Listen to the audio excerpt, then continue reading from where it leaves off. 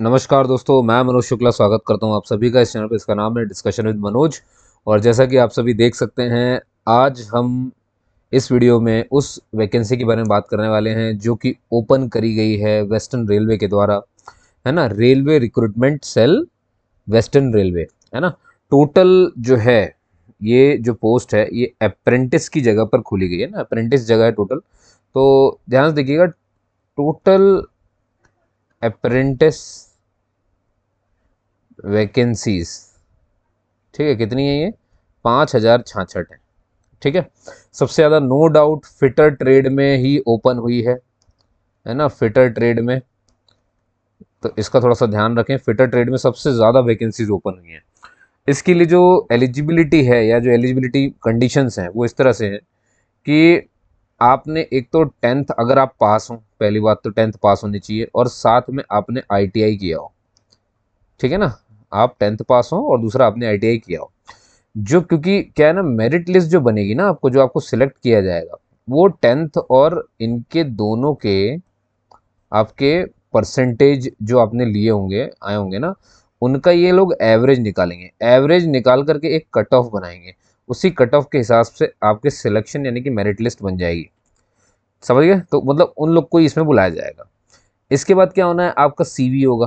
ठीक है ना। इसके बाद क्या हो जाएगा, ये CV कह रहा हूँ, डॉक्यूमेंट वेरिफिकेशन हो जाएगा। डॉक्यूमेंट वेरिफिकेशन में इन्होंने कहा है कि भैया एक तो आपको ओरिजिनल पूरे डॉक्यूमेंट तो लेकर के आने ही आने, साथ में इनकी 2 सेल्फ अटेस्टेड कॉपीज भी लानी है। मतलब ओरिजिनल का पूरा बंडल बना लो और उसकी 2-2 सेल्फ अटेस्टेड कॉपीज तैयार कर लो। ठीक है। एक बात मैं बता दूं, इसमें कोई भी रिटन एग्ज़ाम नहीं हो रहा है। नो रिटन एग्ज़ाम, ठीक, और नो वाइवा। ठीक है। अब अगर अप्रेंटिसशिप का है तो कितने साल का, ये भी तो ध्यान रखिए। 2024-25 के लिए वैकेंसी है ना। तो इसका जो टेन्योर रहेगा वो 1 साल का रहेगा, है ना। 1 साल का ही होता है अप्रेंटिस। कौन कौन अप्लाई नहीं कर सकता? जितने भी लोग ग्रेजुएट हो गए हैं, ठीक, ये लोग नहीं अप्लाई कर सकते। पोस्ट ग्रेजुएट वाले तो बिल्कुल ही नहीं कर पाएंगे। ठीक है ना। ये लोग इसको अप्लाई नहीं कर सकते हैं, इसका ध्यान रखना है विशेष करके।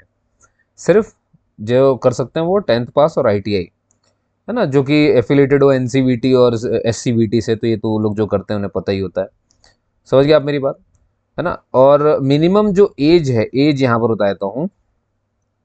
एज मिनिमम जो रखी गई है 15 वर्ष, और जो मैक्सिमम रखी गई है वो 24 वर्ष।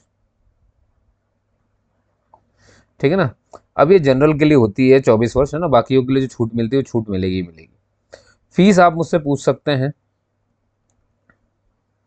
फीस जो है वो 100 रुपये है। किसके लिए? जनरल यानी कि अनरिजर्व्ड, यानी कि OBC, सबके लिए OBC हो गया, इकोनॉमिकली वीकर सेक्शन हो गया, और बाकियों के लिए फ्री है ना। फ्री। SC ST के लिए फ्री रहेगा। किसके लिए? SC के लिए, ST के लिए, person with benchmark disability, ex serviceman के लिए, ठीक, और महिलाओं के लिए, इनके लिए निल है फीस। बाकियों के लिए 100 रुपये है। समझ गए आप सभी? अगर आपने कहीं पहले से नौकरी कर ली तो भी आप इसे नहीं भर पाएंगे, इस बात का आपको ध्यान रखना है। अब इसके अलावा ये देखिए कि सर ये ओपन कब से हो रही, ध्यान सुनिएगा। ओपनिंग डेट है इसकी 23 सितंबर, और इसकी लास्ट डेट है 22 अक्टूबर। तो उससे पहले पहले आपको इसे भर देना है। पहले आपको रजिस्ट्रेशन कराना पड़ेगा। आपको सब पता है रजिस्ट्रेशन वगैरह कराने के लिए क्या क्या करना पड़ता है ना। अपना एक तो वैलिड ईमेल आईडी और मोबाइल नंबर होना चाहिए, क्योंकि देखिए उसी में ये आपको भेजेंगे क्या कहना चाहिए, एप्लीकेशन नंबर, जब आप उसे भरेंगे या जो भी है। ठीक। अब आइए आते हैं, ये जो वेबसाइट देख रहे हो ना आप, ये सबसे इंपॉर्टेंट है। ये मैं आपको डिस्क्रिप्शन में दे दूंगा लिंक इसकी। सब इसी से मिल जाना, बड़े आराम से मिल जाना है। कहीं भटकना ही नहीं पड़ता, सब वहीं पे उपलब्ध होता है। सारा फॉर्म ऑनलाइन है, यही बताया गया है। ठीक है। अब आप यहाँ पे धीरे धीरे पढ़ सकते हो। एज की छूट वगैरह जो है वो मिलेगी ही। SC ST OBC, इनको ध्यान रखना है। SC ST को 5 साल की छूट मिलेगी एक्स्ट्रा।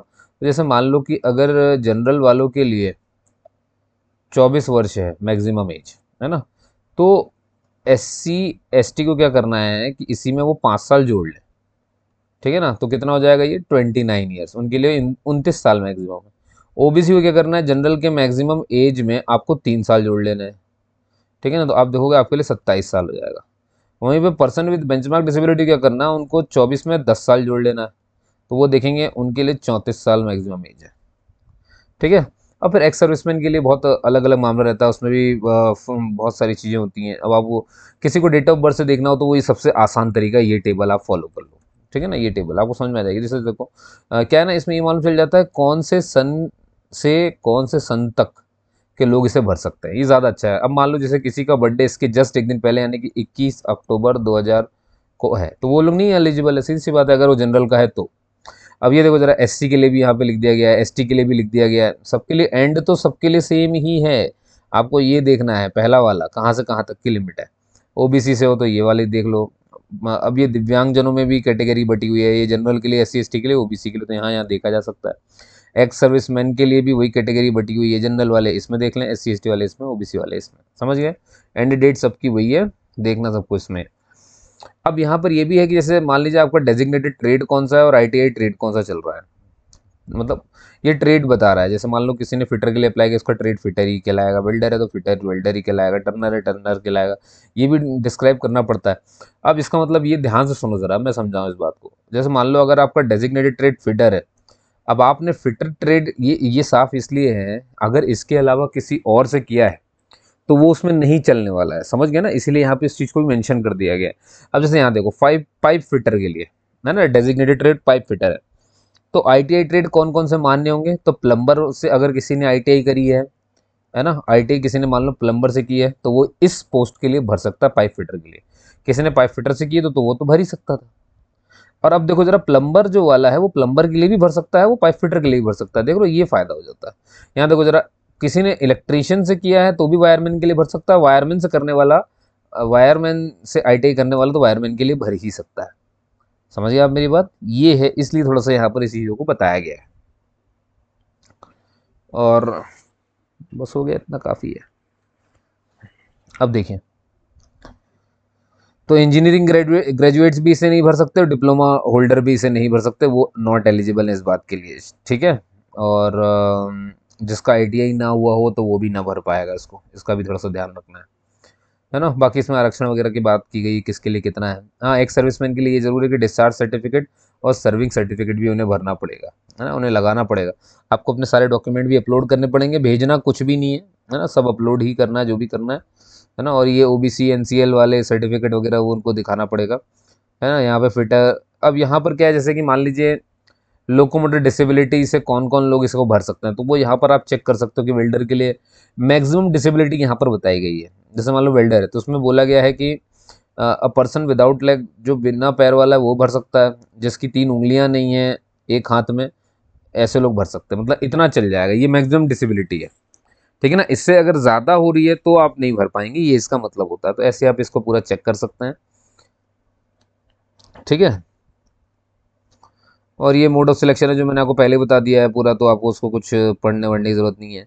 ट्रेनिंग पीरियड मैंने 1 साल की बता दी। स्टाइपेंड का देखिए इसमें यहाँ पे खुलासा नहीं किया, तो सेंट्रल गवर्नमेंट जो देती है वही लगेगा, वही मिलेगा। हाँ, एक बात जरूर मैं बता दूं, आपके पास आधार कार्ड होना बहुत जरूरी है, देखो लिखा है applicant should be in possession of Aadhaar card, है ना, तो ये बहुत ज़रूरी चीज़ है।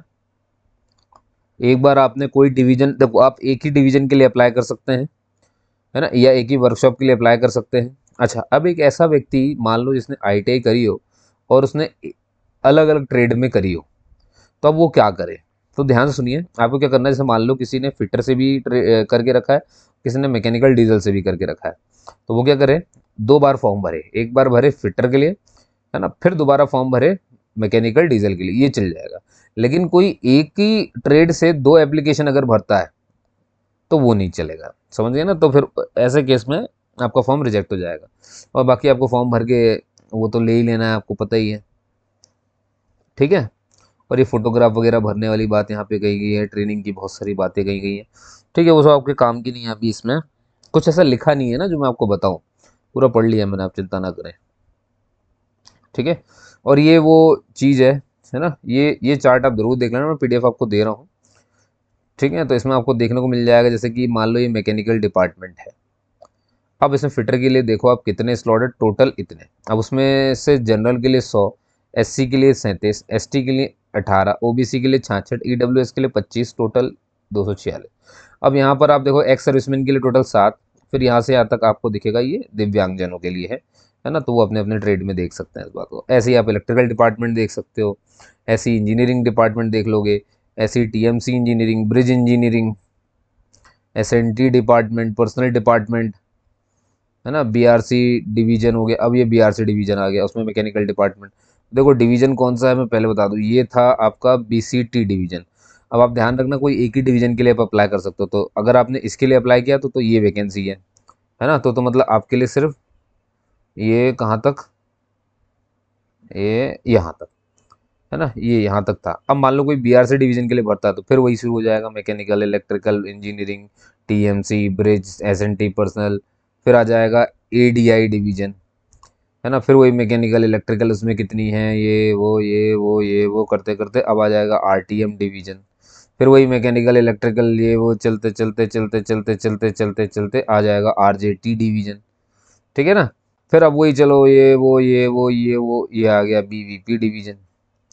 फिर चलो दड़ दड़ दड़ दड़ दड़ दड़ दड़ दड़ दड़ दड़, कुछ छूट तो नहीं गया, नहीं नहीं, दड़ दड़ दड़ दड़ दड़ दड़ दड़ दड़। और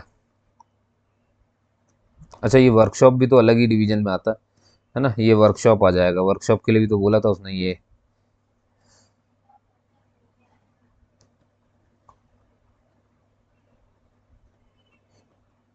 समझ गए। तो दोस्तों इस तरह से आप डिवीजन देख सकते हो खूब सारे।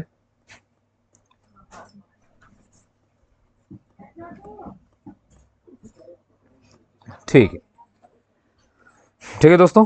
तो उम्मीद करता हूँ आपको ये वीडियो समझ में आया होगा, है ना। कोई डाउट रह जाए तो आप मुझसे पूछ सकते हैं। बाकी अपन मिलेंगे कल सुबह फिर से एक वीडियो के साथ, है ना, 10 बजे के आसपास। तब तक के लिए जय हिंद, जय भारत। मिलते हैं दोस्तों नेक्स्ट वीडियो में, ठीक है।